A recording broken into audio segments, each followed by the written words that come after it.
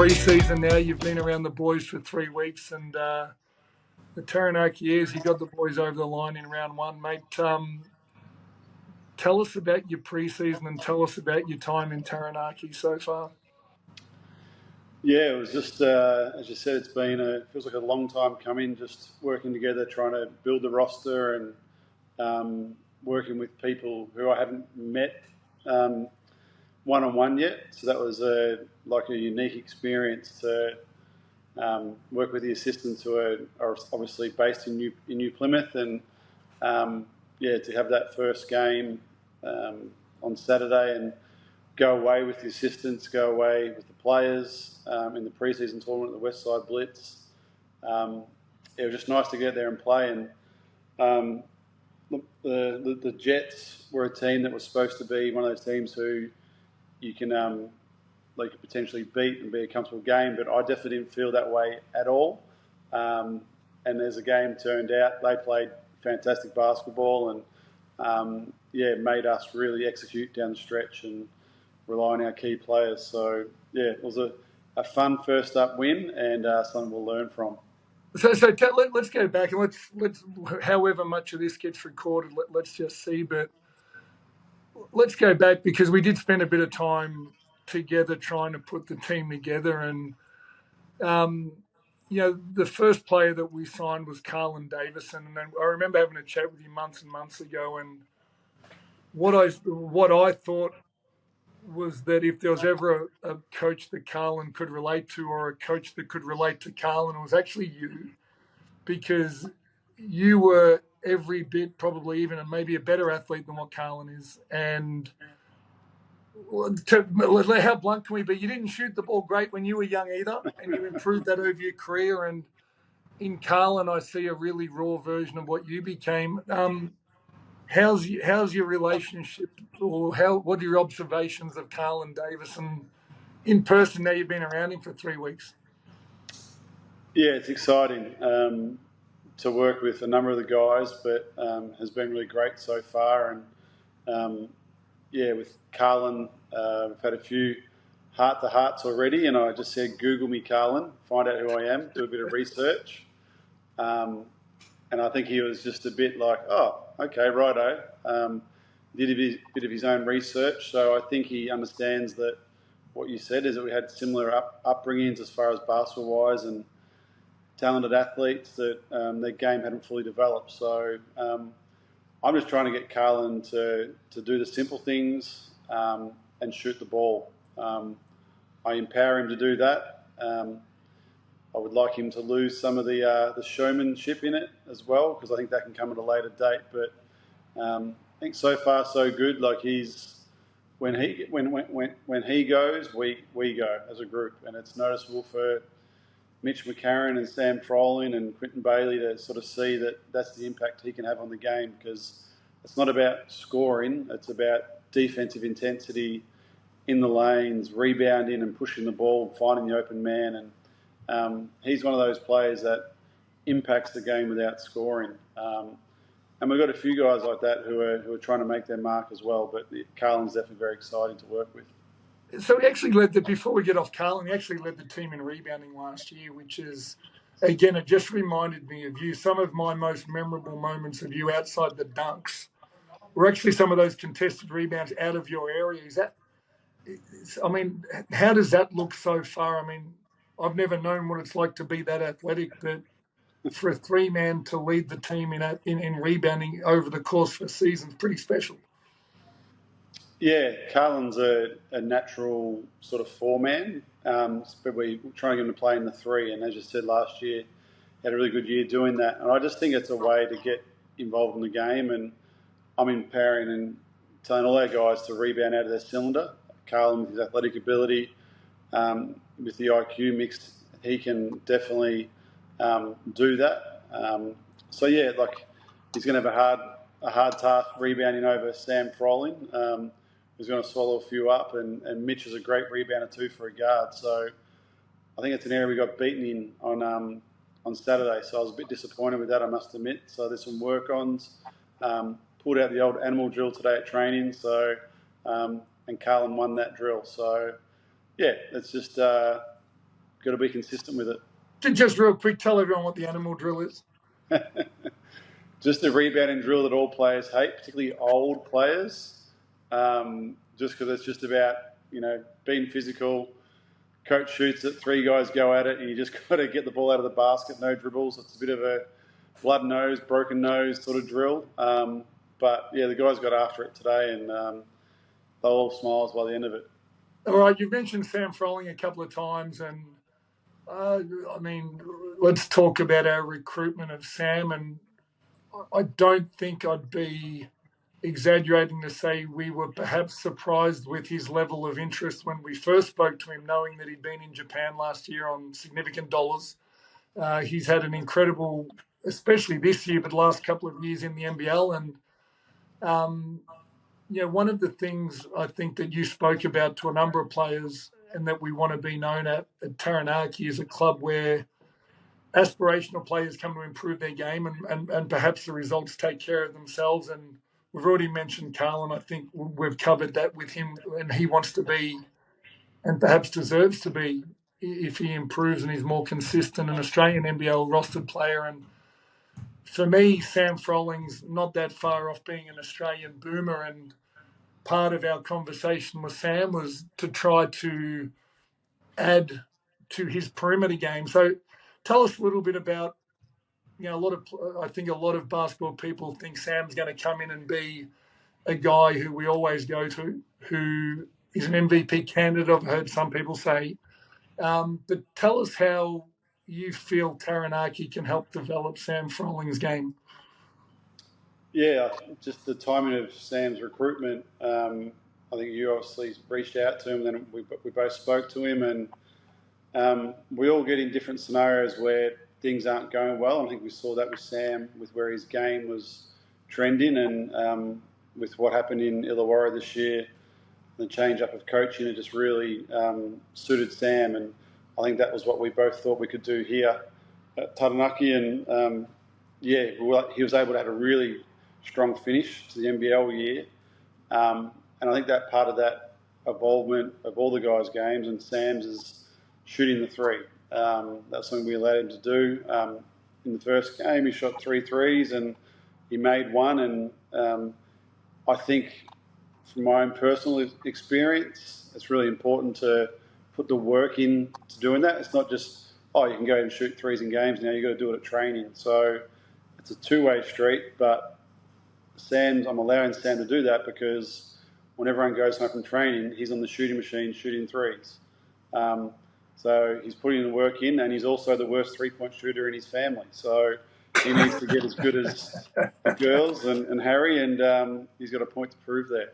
And can I just say that Alicia's now shooting with her opposite hand, and she's better than Sam.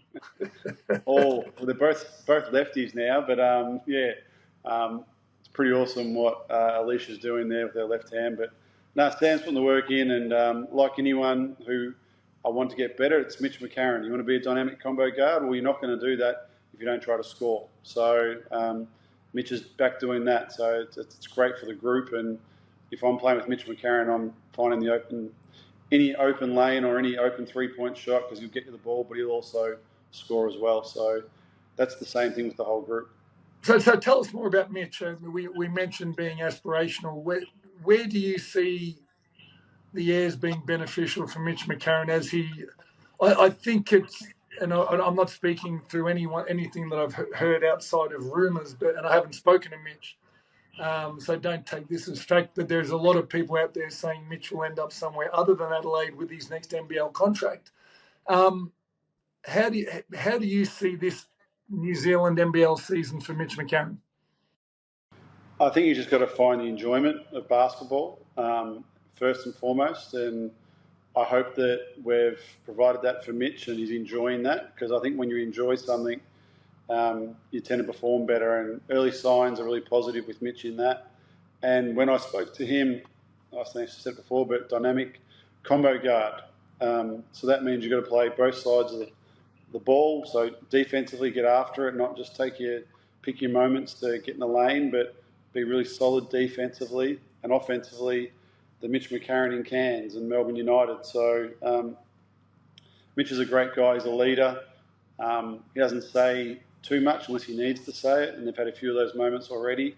And the guys love him. He's mature. He's the old man of the group here, so carrying around a stick as part of a Carlin initiative. So, yeah, the guys are buying into He's carrying around a stick. Yeah, so Carlin found some on the beach, but it's Matua. So Matua Mitch, we're calling him. And Mitch has passed that on to someone else this week. But yeah, little group things like that are so much fun for me and driven by the players. But Mitch is doing really well and enjoying his time right now. So Sam and Mitch were our first two imports we signed. The one import that we had never heard of, and outside of watching film and trying to secure as much information, was Elijah Minnie. He was the last import we signed, and we'll get to the first game in a minute, but had a very impressive, especially on the offensive end, start to the season. It's always hard, in my experience, to recruit a player without ever having seen them play in person and having never dealt with their agent before. So it's probably fair to say that he was the biggest risk that we took coming into this season. How have you found Elijah's time now that he's been there a week and a bit?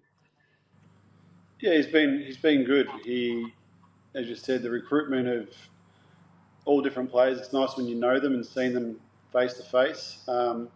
We knew Elijah had good length to him, and that fourth spot we really needed some shooting to allow the likes of Mitch, Flynn, Bias, Carlin, all those guys to get downhill and be able to score. And Elijah's an elite shooter, an elite scorer. I defensively kind of knew what we were getting there, but like just in the last few days, we're having a lot of breakthrough with him in that space and him buying into that and being more vocal, and because he's so long and a good athlete. He's a bit like a DJ Hogue in the NBL. Like he can come from the weak side and block shots. Just the team concepts. He wants to learn, and he's a quiet guy. But so far with him, from picking him from Uruguay and whatnot, no issues, pleasant guy, and he's only going to get better. So the player we're waiting on before we get to the locals and the returning players, and we won't go through absolutely everyone, we'll be here all day, but Flynn Cameron just finished up a season with Melbourne United, clearly didn't see much court time over the last month or so, but as a Kiwi guard, again, I think him and Carlin were the first two players we signed, and I don't think it's any secret that we targeted Flynn pretty heavily right at the start. We wanted that local guard, and we thought he was the most exciting Kiwi guard and someone we targeted. We've played a game without him. He'll arrive in Taranaki either this weekend or early next week. What can we expect, or what do you, maybe more importantly, what do you expect from Flynn? He would have learnt a lot this past sort of 12 months, making the step from college to pros, and being around Dellavedova and Shea and Goulding. I expect a player who's been moulded into all three of those and to come and average 50 points, 20 steals. I think Flynn, I've coached against Flynn when he was a junior, and he just always had that X factor for me. He's got that bit of shit to him. So I hope he's going to come in and lead that backcourt with Mitch, and he's going to make part of a formidable defensive lineup for us.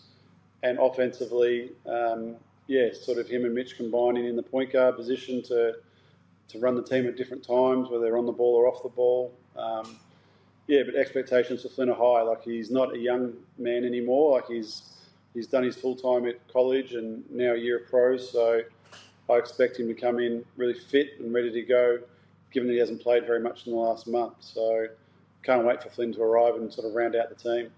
And it's pretty cool that he gets to play with Tobias. Yeah, it's unreal. Like, Bias is good. As I said, I've coached against both of them when they were younger fellas, and they're both gone off to college. So having the Cameron boys here, I want to see how it goes at training. If they're on the same team, how competitive they are. If they're against each other, how competitive they are. They live in the same house, so it's good to have the Cameron boys on our team, that's for sure. Well, I got over to Taranaki a couple of times during the off season. Went down to watch the 3-on-3 preseason tournament, and maybe the most interesting conversations we had late last year were about the local players that you'd seen very, very little of. And the one player that we spoke probably most about, and when I was trying to reassure you about our front court, was Quinton Bailey. And, until you see someone in person and get to know the person, it's just someone's word without it being real. He was really, really impressive to me firstly as a human being, but then secondly as the way he competed. And I think you remember this, I was trying to reassure you that we're going to be okay. How's Quinton Bailey, mate? Yeah, Q's been spot on, and obviously your assessment of him and me trying to the pieces to get is a pretty important piece that spot, whether it's a starting or a backup big role player. I hadn't seen Q live before, but I think within a day of meeting him and sort of being around him, like he's sort of the heart and soul, I feel, of this club, and like a great human being, someone who gets after it on a daily basis, looks after his body, is there early, gives it his all, and then goes back to the farm in the off season. So he's a ripper. So I enjoy working with him, what he brings to the group. Hopefully for him he can have a great year, and who knows, maybe he can knock on the door of an Aussie NBL team.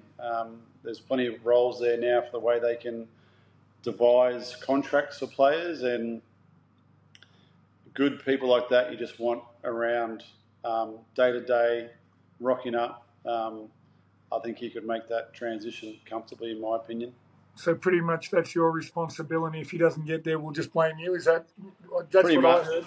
Yeah, good. Yeah, he's got to add a few things, but we'll work on those. But you couldn't go wrong with having him on a roster. Hey, tell everyone. Let's not go one by one, but you've been around the group, the local players who you'd never met before. Just quickly for Taranaki Airs fans, and maybe for those of us listening in Australia, talk to us just about the round out of the roster and maybe some surprises you met with the players in the group. I'm looking forward. I still haven't met a few of them as well. And I'm looking forward to getting there for our first home game. But tell us a little bit more about the remainder of the roster. Yeah, that's where the Rapid League comes into play for me. It's got some quirks about it, the Rapid League, but because these guys can now play like the whole 12 players that you travel with can all get a game in. So I guess the players that are going to probably like lead our Rapid League is someone like a Nico Hill, who's done his 5 years at college. He's come back, really exciting shooter, good length to him. His dad was an ex-pro basketballer, so Nico's great. Xavier Adam, whose dad coached the club for a couple of years, a young point guard, only just turned 18, had junior success, trying to transition now against men. He's good to be around, and see, he's got good IQ. He just is young, so he needs to find a voice and be organised.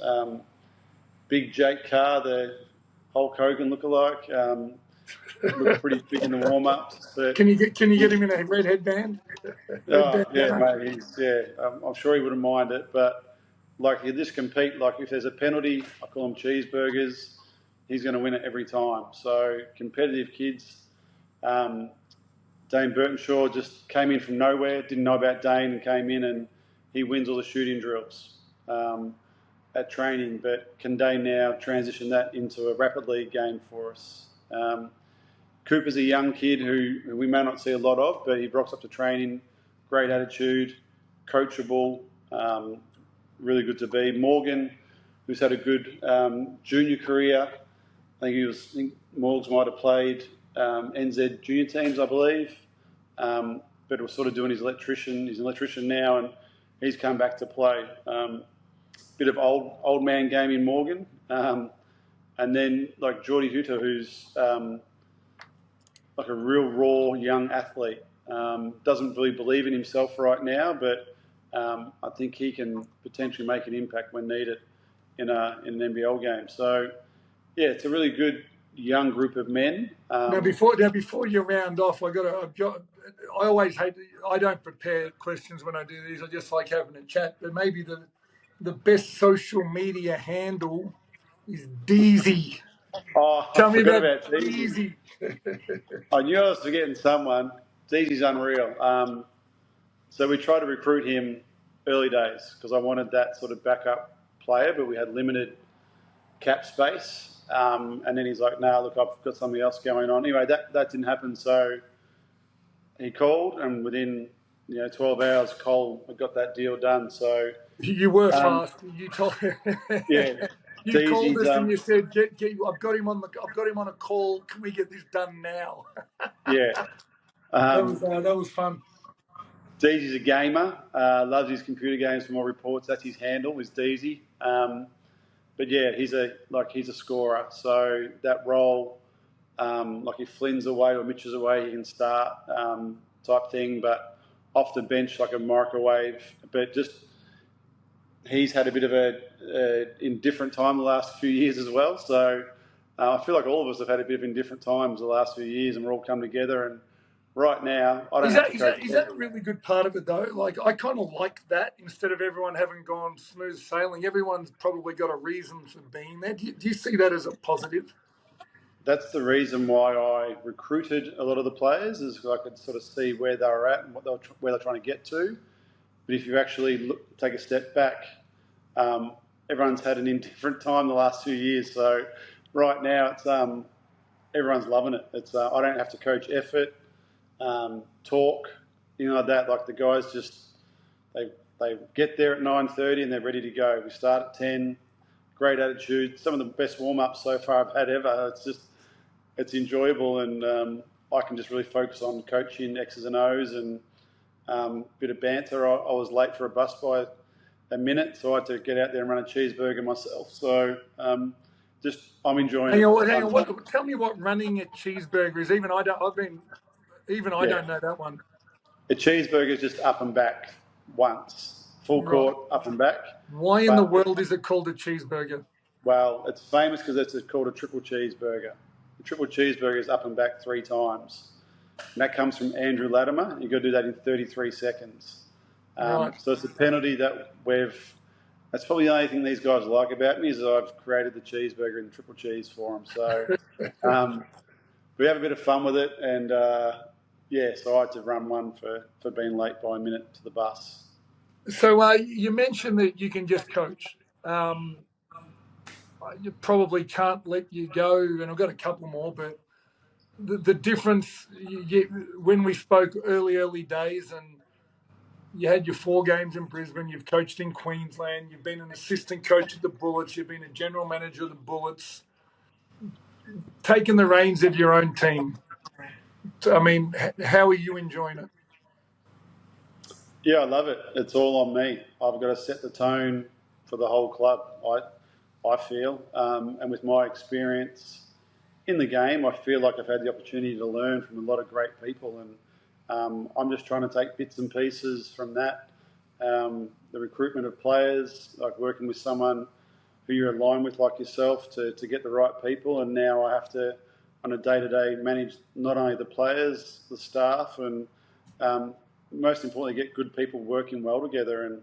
And it's a lot of fun and a challenge that I want to do. I got 4 games doing it in Brisbane, and just got to keep on getting the reps up. And the more you do it, more comfortable you feel. And I'm still learning. Got a lot to learn. So right now, a lot of fun.